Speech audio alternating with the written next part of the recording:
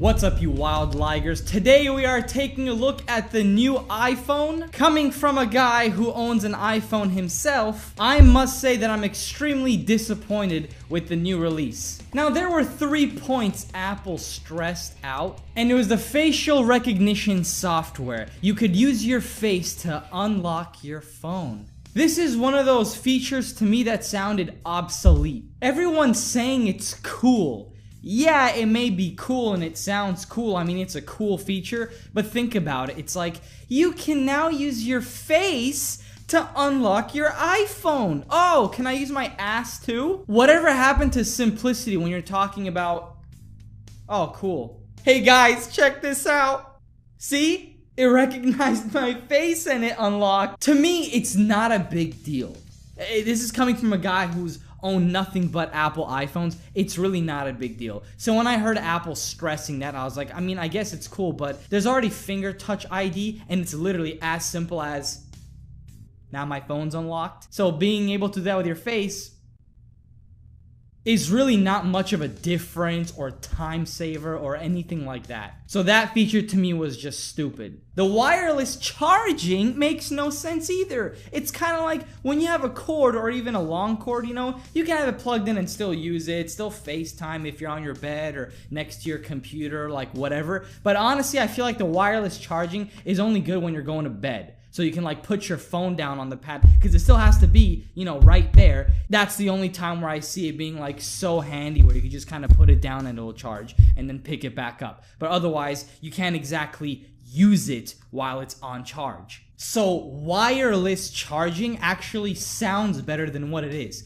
People think it's like, oh, I can have the phone in my hand in my room while it's charging. No, it's got to be on the mat. So that kind of doesn't make it that great. And the third point is that they just went on and on about the new facial recognition software being able to animate the emojis now. Why would I need that?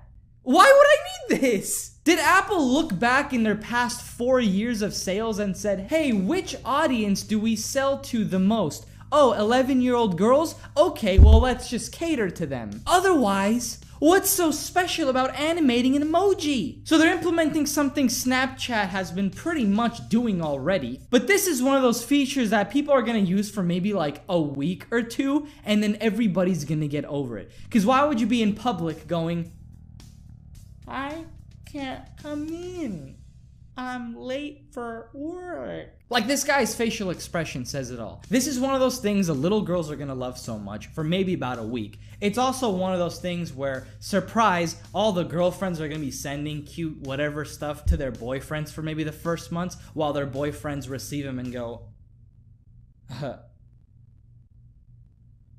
It's gonna get old and out really fast. But guys, check it out. Like, it's all screen now. Don't mind the way it looks kind of cropped, like when you're playing a game or video or something, but you know, it's all screen. They say it's the smartest smartphone yet. I feel like it's the stupidest one. Like, don't stand too close to that iPhone there, Billy.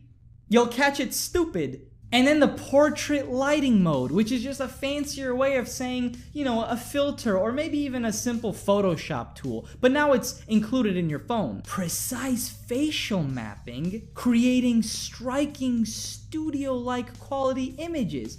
All you're doing is darkening the background. It ain't that fancy. Now, as a video guy, I really enjoyed the optical stabilization, the 1080p slow-mo. That's great and all, but it's priced at $1,000. Yeah, so is the Blackmagic Pocket Cinema camera with 13 stops of dynamic range, which is gonna give you already much better quality than any iPhone can put out. But you want me to pay $1,000?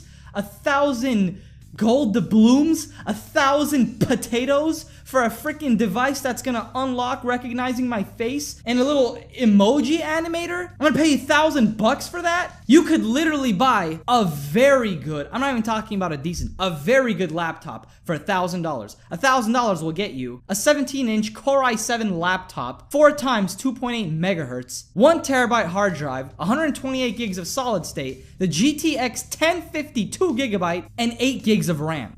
Like, Why would I buy it? Oh, and it's faster. Like, what does that even mean? Every iPhone in the past has always claimed it's faster than the previous one, yet most people will never tell the difference between like the iPhone 4 and the 7. So facial recognition, that's virtually useless. Wireless charging, that sounds way better than what it actually is. And being able to animate emojis, which is possibly the most useless thing I've ever heard of, as if I'm gonna stand there with my iPhone 24/7, making funny faces at it so I can make poop talk. But let's not forget the augmented reality, which is funny because it's just one of those things where there was an app for that, but now it's kind of like a feature. That's all iPhone's doing nowadays. Nothing's really exclusive, nothing's really revolutionary. And I don't know if I'm alone on this one, but I'm still ticked off about the fact that they got rid of their aux port. I don't care what anybody says.